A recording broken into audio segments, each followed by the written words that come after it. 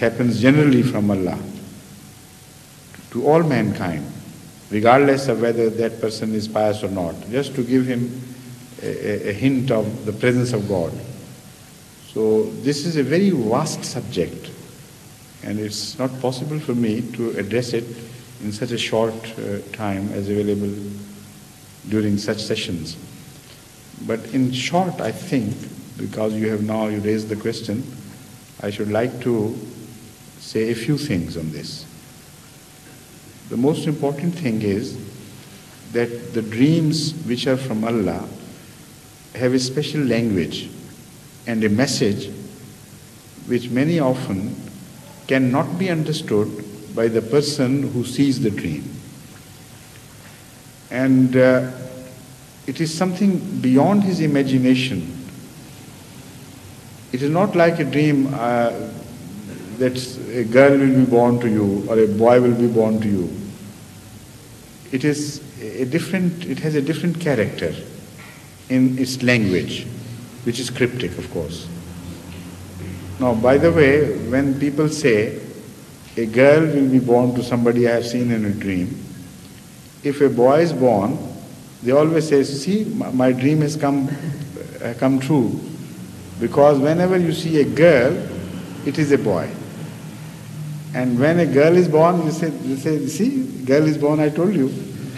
So this is just making mockery of dreams. Ahmadis should be more serious-minded about it, because this is a science, it is not a joke.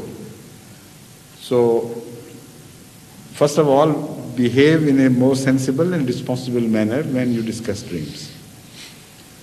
Secondly, you should try to understand the language, and whenever one sees such a dream which has a special language, he is the best judge, because he knows it is different from other dreams. He has a very strong impact on his person, and then he goes to others and searches for such person who would understand the message. The illustration, the best illustration in fact of this type has been given in the Holy Quran in Surah Yusuf. Twice. Once the dream of Hazrat Yusuf alayhi salatu wasalam, who was going to be the greatest interpreter of dreams of his time. Yet he could not understand his own dream.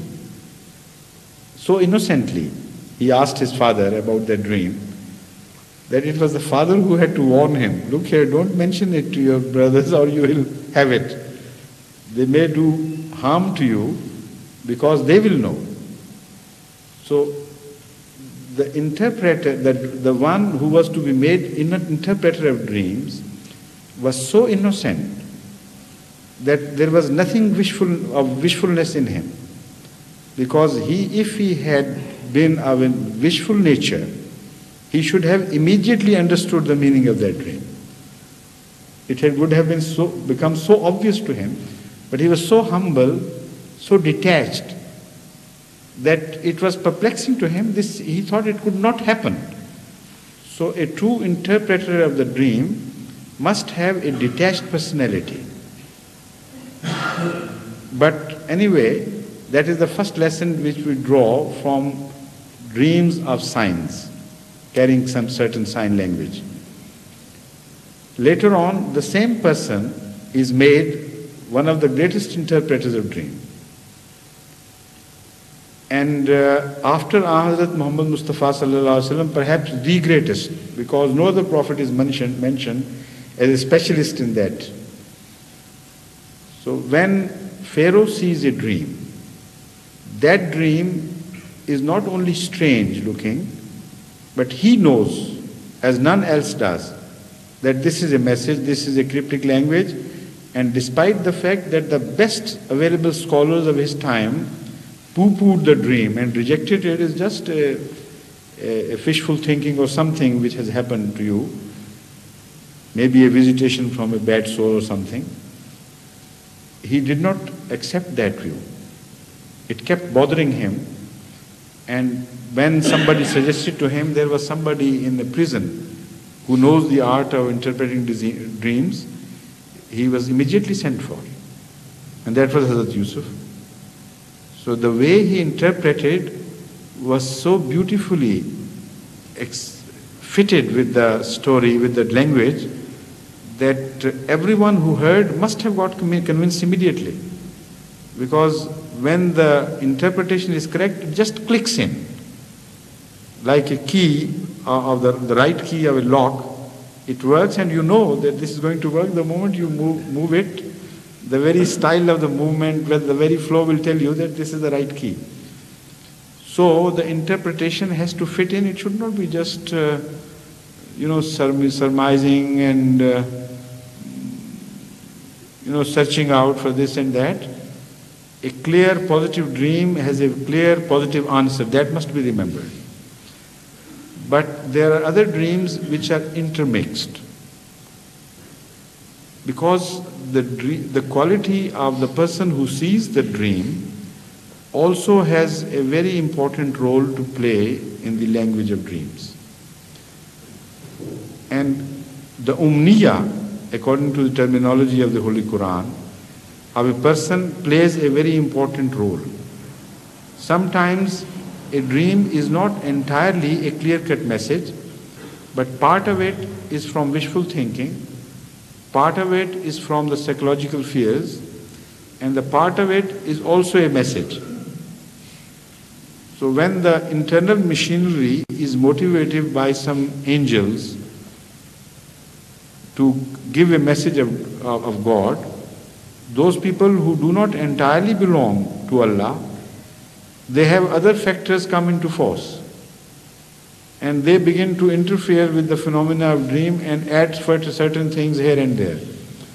So it becomes a complex phenomena. Such dreams would not have, of course, a very clear-cut message. There are many possibilities then which arise. Either perhaps this is the case or that is the case. And that can only be interpreted by those who are given the knowledge by Allah to interpret the dream, or who are of a nature clearly, of a clear-minded nature, unbiased and detached from their wishful thinking, etc. Generally, these people are better judges of dreams. And thirdly, this must be borne in mind, that if somebody's dream has come true, he should not become proud of it. That is very important. Because sometimes, as Masih Maud has mentioned, even prostitutes see dreams which come true. And that phenomena springs from Allah's being Rahman. Because the Holy Quran tells us that His attribute of Rahmaniyat is so all-consuming,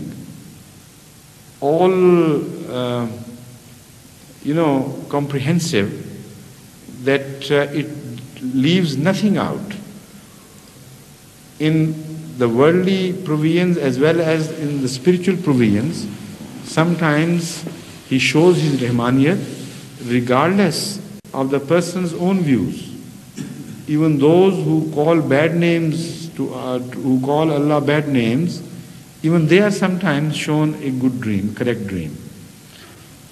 That is the phenomena, according to Hazrat Masih Maud, which is a sprinkling of the existence of the evidence of the existence of Allah. It happens here and there, not only in the religious communities, because otherwise the non-religious communities would say this is something happens to you, it is a psychological case, because you are religious, so you keep on thinking in these terms. Even your mad people have such dreams.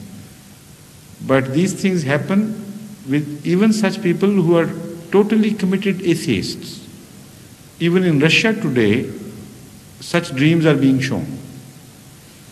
And the parapsychologists tend to believe that it is an inbuilt phenomena which have nothing to do with the existence of God, while it's impossible for it to be called an inbuilt phenomena, because the factors which happen in future are so many that it simply cannot be related to a phenomenon